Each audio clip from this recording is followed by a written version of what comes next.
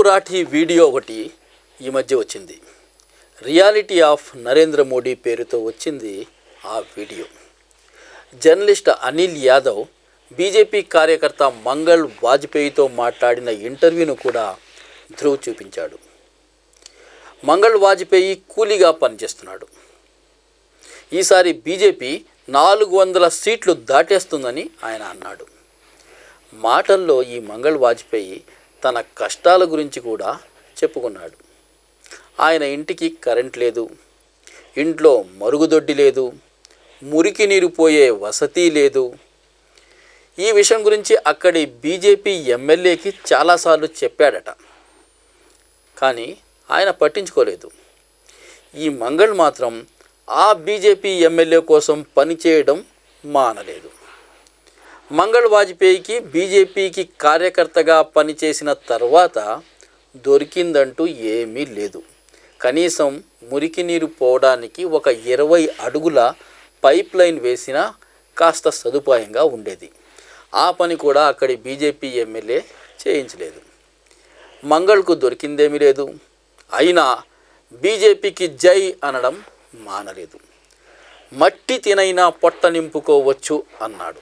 ఎందుకంటే ప్రధాని మోడీ దైవ సమానుడని నమ్ముతున్నాడు, పరమాత్మ అనుకుంటున్నాడు. ఇది ఒక్క ఉదాహరణ మాత్రమే కాదు, ఇలాంటి చాలా ఉదాహరణలు తాను ఇంతకుముందు వీడియోల్లో చూపించానని ధ్రువ్ రాఠీ చెప్పాడు. ఒక రాజకీయవేత్తను ఇంత గుడ్డిగా నమ్మడం ఎలా సాధ్యం అని ప్రశ్నించాడు. ఇదంతా ఒక పద్ధతి ప్రకారం పెద్ద స్థాయిలో జరిగిన బ్రెయిన్ వాషింగ్ అని వివరించాడు. ఈ బ్రెయిన్ వాష్ 4 స్థాయిల్లో జరుగుతుందని చెప్పాడు. మొదటి స్థాయిలో ఒక విధమైన అహంకారాన్ని, గర్వాన్ని సృష్టించడం జరుగుతుంది. మీరు హిందువు కాబట్టి మీరు మహోన్నత స్థాయి వాళ్ళనే నమ్మకం సృష్టిస్తారు. రెండవ స్థాయి బాధితులుగా ఉన్నామనే నమ్మకాన్ని సృష్టించడం. వేలాది సంవత్సరాలుగా బాధితులుగా ఉన్నామనే భావన కలిగించడం. మూడవ స్థాయి భయాన్ని సృష్టించడం. మీకు ఫలానా వారితో ప్రమాదం ఉందని భయాన్ని సృష్టించడం. నాలుగవ స్థాయి ఈ ప్రమాదం నుంచి కాపాడే ఆపద్బాంధవుడిలా నరేంద్ర మోడీని చూపించడం. కేవలం నరేంద్ర మోడీ మాత్రమే మిమ్మల్ని కాపాడగలరని నమ్మించడం. ఈ 4 స్థాయిల బ్రెయిన్ వాషింగ్ గురించి ధ్రువ్ రాఠీ ఈ వీడియోలో వివరించాడు. ఈ 4 స్థాయిల్లో మొదటి 3 స్థాయిల గురించి అంతకుముందు వీడియోల్లో చెప్పానని, 4వ స్థాయి అంటే నరేంద్ర మోడీని ఆపద్ బాంధవుడిలా ప్రచారం చేయడం గురించి వివరిస్తానని అనేక విషయాలు తెలియజేశాడు.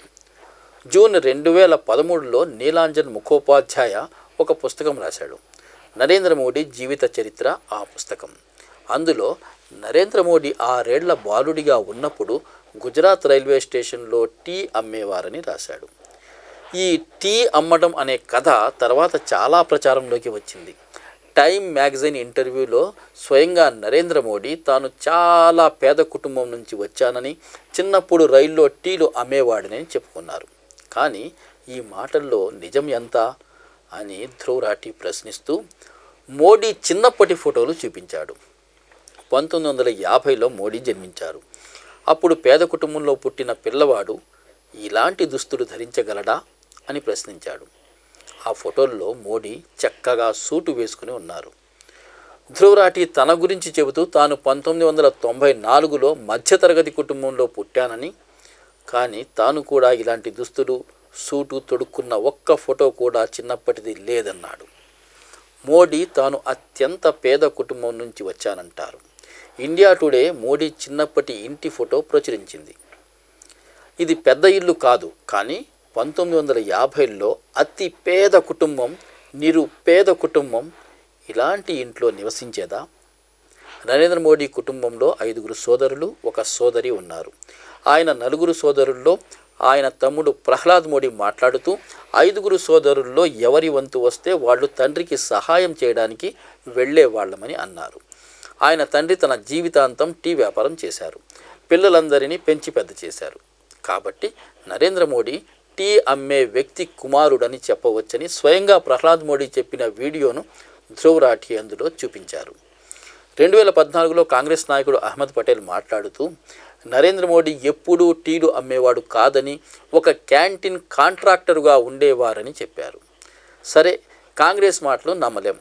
కానీ 2021లో రైల్వే మంత్రి అశ్విని వైష్ణవ్ గుజరాత్లోని వడ్నగర్ రైల్వే స్టేషన్లోని ఒక క్యాంటీన్ని అందంగా తీర్చిదిద్దాలని చెప్పారు.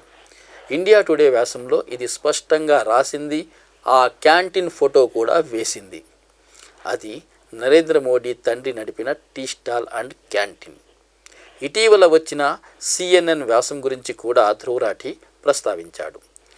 నీలాంజన్ ముఖోపాధ్యాయ స్వయంగా మోడీ పేదరికం కథను అతిశయోక్తుల్లోకెల్లా అతిపెద్ద అతిశయోక్తి అని అభిప్రాయపడ్డారు. మరో వ్యాసంలో నీలాంజన్ ఏం చెప్పారంటే, అప్పట్లో మోడీ తండ్రి వద్ద తన పిల్లలను చక్కగా చదివించే ఆర్థిక స్థోమత ఉండేది. అంటే స్కూలుకు వెళుతున్నప్పుడు మరెక్కడా ఫుల్ టైం పనిచేసే ప్రసక్తే లేదు. స్కూలు తర్వాత తండ్రికి సహాయం చేసేవారు. ఇలా తన పేదరికం గురించి అతిగా చెప్పుకోవడం ఎందుకు అనే ప్రశ్నకు నీలాంజన్ ముఖోపాధ్యాయ జవాబిచ్చారు. భారత ప్రజలకు ఒక ఐడియాను అమ్మడం కోసం ఇలా చేశారని. ఒక మంచి నాయకుడు పేద కుటుంబం నుంచి కూడా రావచ్చు, సంపన్న కుటుంబం నుంచి కూడా రావచ్చు. అలాగే ఒక నియంత పేద కుటుంబం నుంచి కూడా రావచ్చు, సంపన్న కుటుంబం నుంచి కూడా రావచ్చు. కాంబోడియా నియంత పోల్పాట్ సంపన్న కుటుంబం నుంచి వచ్చిన నియంత. ఇటలీ నియంత ముస్సోలిని పేద కుటుంబం నుంచి వచ్చాడు. రష్యా నియంత స్టాలిన్ తండ్రి చెప్పులు కుట్టేవాడు, తల్లి చాకలి పనిచేసేది. ప్రపంచంలో పేరు మోసిన నియంత హిట్లర్ కూడా పేద కుటుంబం నుంచి వచ్చిన వాడే. పేద కుటుంబం నుంచి వచ్చినంత మాత్రాన పేదలకు ఏమీ చేయలేదు. పైగా హిట్లర్ కాలంలో అనేక క్రోనీ క్యాపిటలిస్టు కంపెనీలు భారీగా లాభాలు పొందాయి.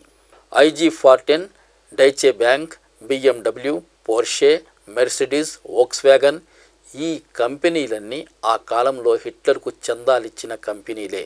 దీని గురించి 2016లో BMW బహిరంగంగా క్షమాపణలు కూడా కోరింది. ధ్రువరాఠి వీటి గురించి ప్రస్తావిస్తూ ఇండియాలో ఎలక్టోరల్ బాండ్ల స్కామ్ గురించి తాను విడుదల చేసిన వీడియోలో చూడండని అన్నాడు.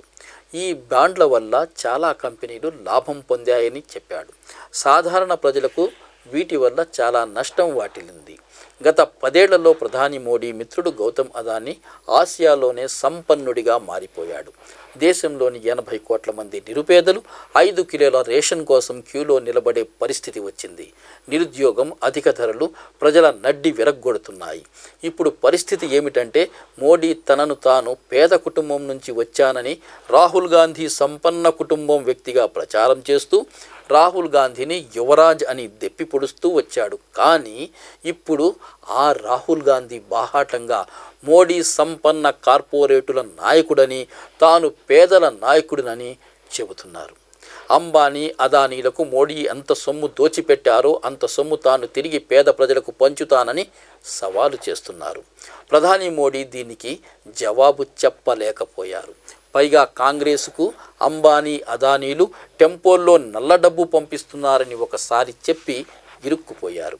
ధ్రువరాఠి ఈ మాటలు వివరిస్తూ మార్చిలో వచ్చిన ఒక నివేదికను ప్రస్తావించాడు. భారతదేశంలో ఆదాయాల్లో వ్యత్యాసం 100 ఏళ్లలో ఎన్నడూ లేని స్థాయికి చేరుకుందని, ఇలాంటి పరిస్థితి బ్రిటిషు పాలనా కాలంలో కూడా లేదన్న నివేదిక అది. బిజినెస్ స్టాండర్డ్ దీన్ని ప్రచురించింది. ఈ పరిస్థితుల్లో పేదలను పేదరికం నుంచి బయటకు వచ్చేలా చేస్తానని రాహుల్ గాంధీ చెబుతున్న మాటల్లో విమర్శించడానికి ఏముంది?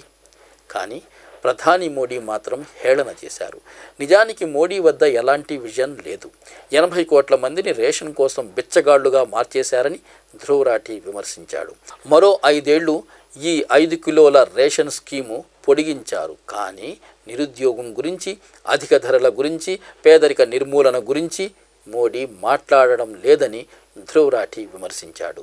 రాహుల్ గాంధీ అందరికీ ఉపాధి గురించి మాట్లాడితే ప్రధాని మోడీ ఆయన్ను హేళన చేశారని ధ్రువ అన్నాడు. 2020లో నమస్తే ట్రంప్ ఈవెంట్ గుజరాత్లో జరిగింది. అప్పటి అమెరికా అధ్యక్షుడి రాక సందర్భంగా గుజరాత్లోని పేదలు ఆయన కంట పడకుండా చేయడానికి 1600 అడుగుల పొడవైన గోడ కట్టించారు. 1995 నుంచి 2020 వరకు 25 ఏళ్లు గుజరాత్లో బీజేపీ ప్రభుత్వం ఉంది. ఇందులో 3 సార్లు స్వయంగా మోడీ ముఖ్యమంత్రి. ఇన్నేళ్లలో పేదరికాన్ని తొలగించలేకపోయారు.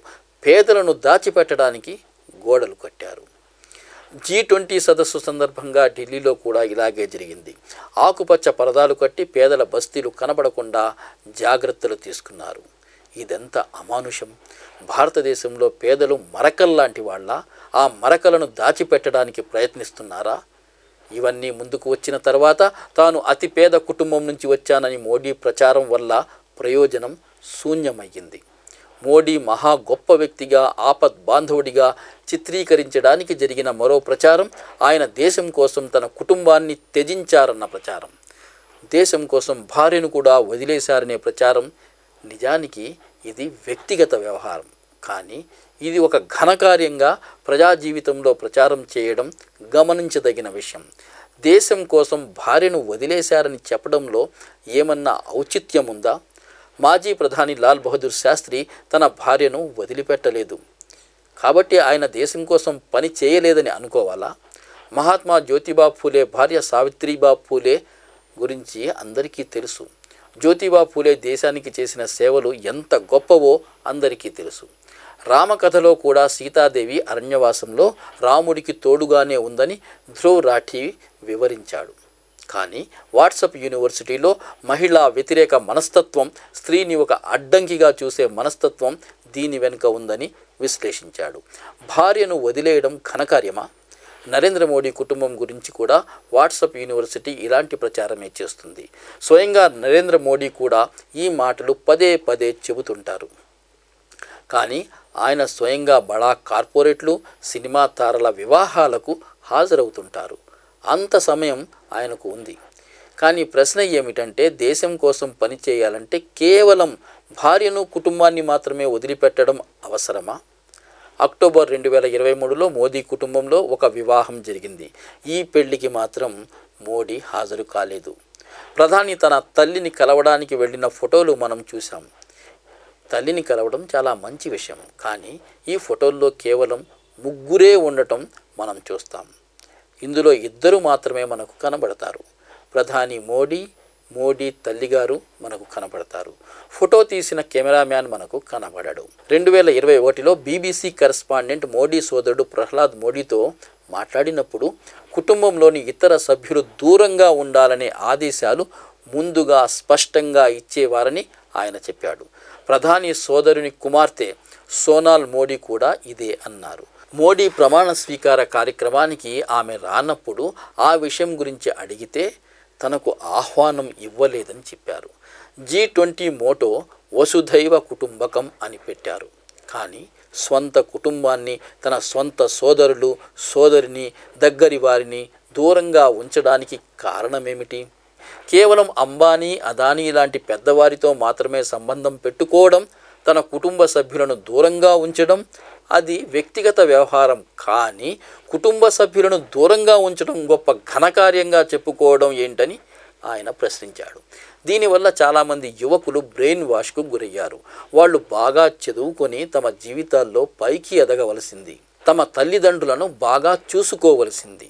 కానీ కొందరు యువకులు చేతుల్లో కత్తులు పట్టుకుని వీరాంగాలు వేసే స్థాయికి వచ్చారు.